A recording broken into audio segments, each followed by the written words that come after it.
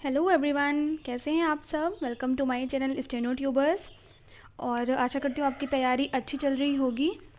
आज का वीडियो जो है वो बेस्ड है मॉक टेस्ट पर कि जब आप मॉक टेस्ट देते हैं तो ऐसी क्या क्या चीज़ें हैं जो आपको मॉक टेस्ट देने के दौरान अवॉइड करनी चाहिए या अवॉइड करने की पूरी कोशिश करनी चाहिए। तो आप स्क्रीन पर देख सकते हैं things you must avoid during मॉक्स। तो ऐसी ही कुछ चीज़ें मेरे हिसाब से आपको अवॉइड करनी चाहिए और जो कि आपको बिल्कुल ओरिजिनल एग्ज़ाम जैसा फ़ील करने में हेल्प करेंगी, आज मैं आपको बताने जा रही हूँ। तो चलते हैं, देखते हैं क्या क्या ऐसी चीज़ें हैं।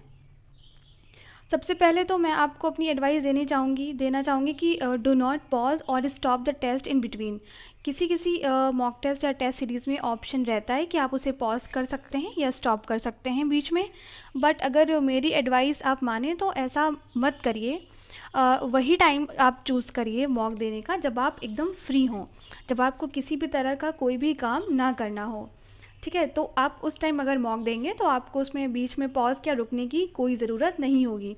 इससे होता क्या है, एक जो फ्लो बना रहता है टेस्ट देने का वो बीच में ही ब्रेक हो जाता है।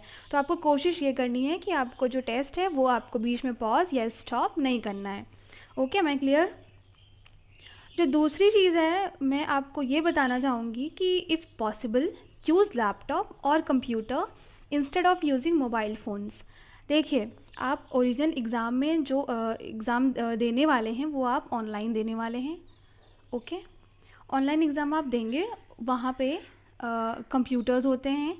ठीक है, टीएफटीज़ होंगे, कंप्यूटर्स होंगे, डेस्कटॉप होता है, उसमें माउस होता है, उसमें वायरलेस भी नहीं होता, वायर्ड माउस होता है, वायर्ड कीबोर्ड होता है। तो कुछ आपको ऐसा करना पड़ता है तो जिससे आप अगर मेरे हिसाब से अगर आप कंप्यूटर या लैपटॉप पे भी अगर आप मॉक टेस्ट दे रहे हैं तो आपके लिए वो बेनिफिशियली साबित होगा। और इसीलिए मैंने लिखा है इफ़ पॉसिबल, क्योंकि हो सकता है कि किसी के पास लैपटॉप ना हो, किसी के पास कंप्यूटर ना हो।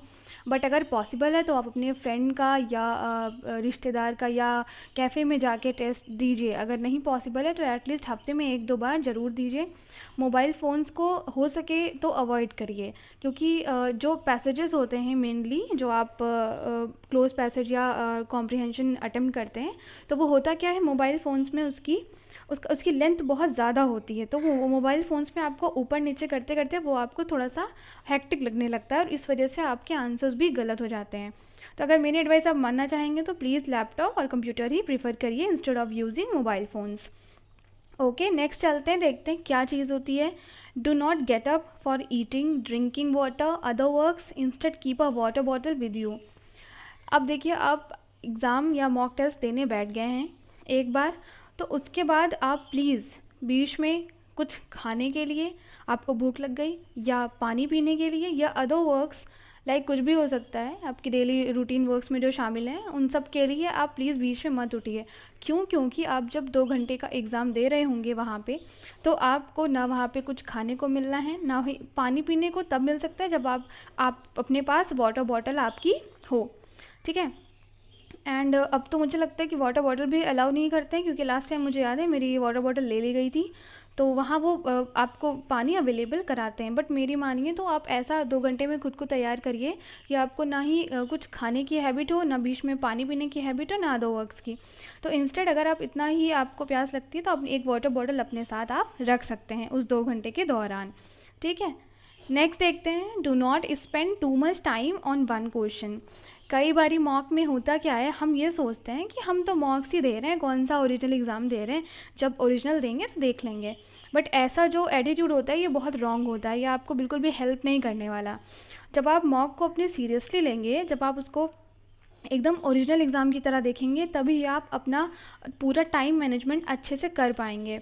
अगर आपको कुछ ऐसा क्वेश्चन मिल गया जो आपको लगता है कि आपने वो बहुत अच्छे से पढ़ा है एंड आप उसमें बीच में स्टिक कर गए, उसी क्वेश्चन पे आप अटक के रह गए, उस क्वेश्चन में आपने 10 मिनट दिया, 15 मिनट दिया, नहीं हो रहा, 20 मिनट ख़राब किए, उसके बावजूद आपका आंसर नहीं आया एंड उसके बाद आपके क्या होते हैं, कुछ क्वेश्चन जो है वो छूट जाते हैं बिना देखे। हो सकता है वो क्वेश्चन आप कर सकते हो।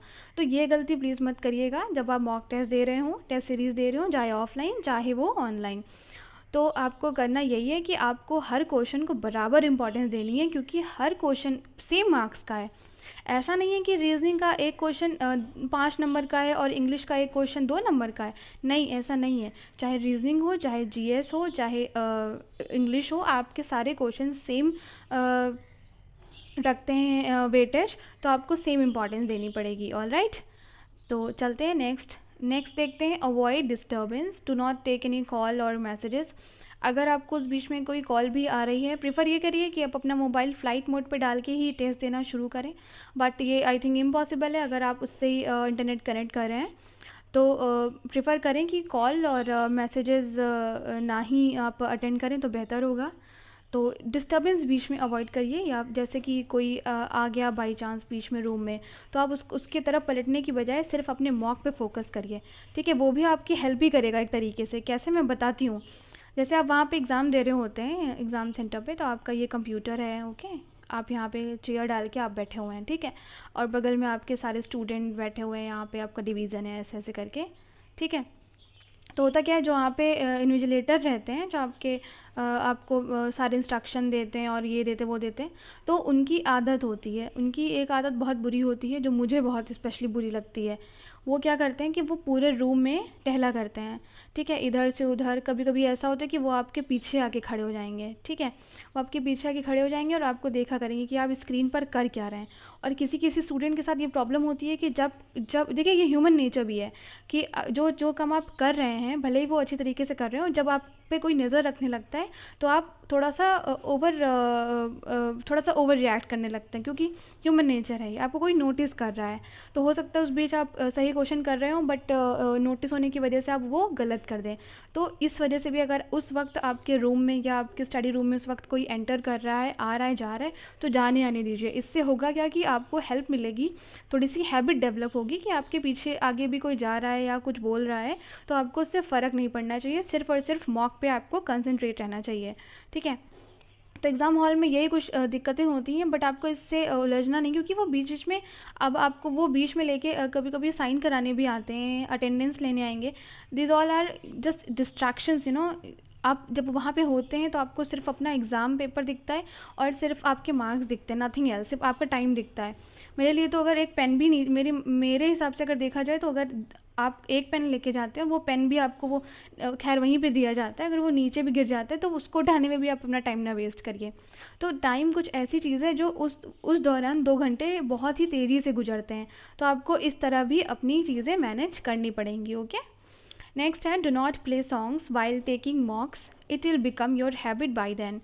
देखिए, कुछ बच्चों के साथ, कुछ नहीं, काफ़ी बच्चों के साथ, मेरे साथ भी यही प्रॉब्लम है कि सॉन्ग्स सुनते समय आप सारे काम अच्छे से कर लेते हैं, चाहे वो डिक्टेशन लिखना हो गया, चाहे वो मॉक्स देना हो गया, एक थोड़ा सा एंटरटेनमेंट बना रहता है, बट ऐसा नहीं करना चाहिए। बिना सॉन्ग प्ले करे, बिना कुछ कान में आपने हेडफोन लगा लिया, लीड लगा ली, या ना आप गाना सुन रहे हैं, मॉक दे रहे हैं, it's not the right way. Please इसको मत करिए। आपकी क्या होगी, इससे धीरे धीरे आपकी हैबिट डेवलप हो जाएगी कि आप गाना सुनने के बिना फिर आप कोई काम नहीं कर सकते। इसीलिए जब आप मॉक दे रहे हो तो प्लीज़ गाना मत प्ले करें या कोई भी चीज़ मत प्ले करें, सिर्फ शांति से बैठ के सिर्फ और सिर्फ मॉक दें, बस, ओके। नेक्स्ट जो नहीं करना चाहिए वो चीज़ है, not attempting question from topic you haven't read. आप मॉक के दौरान आप देखते हैं कि कोई क्वेश्चन आपको ऐसा मिला है जो टॉपिक आपने नहीं पढ़ा है, या आप उससे फेमिलियर नहीं हैं, आप उसको नहीं समझ पा रहे हैं, तो उसको ऑन द स्पॉट आप तुरंत लीव कर देंगे, क्वेश्चन छोड़ देंगे। तो ऐसा नहीं करना है, आपको एटलीस्ट ट्राई करना है कि हो सकता है आप वो क्वेश्चन कर लें।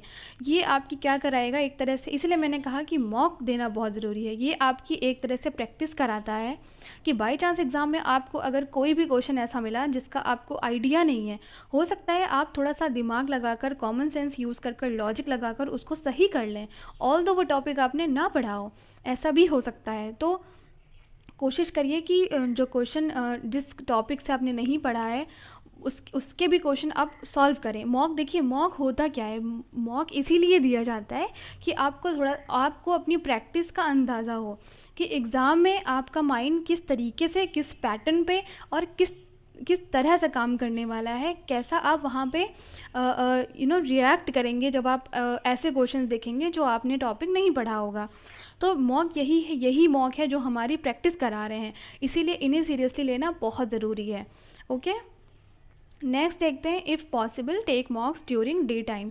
देखिए ये तो आप सबको पता है कि रात में कोई पेपर नहीं होता। ओके, इनफैक्ट सुबह मॉर्निंग में हो सकता है, दोपहर में हो सकता है एंड शाम तक भी हो सकता है, बट आई थिंक 5 PM के बाद कोई पेपर नहीं होता है SSC का। तो एटलीस्ट मेरा तो नहीं पड़ा था, तो आप ये मान सकते हैं कि 7 PM से बाद आपका कोई पेपर नहीं होता।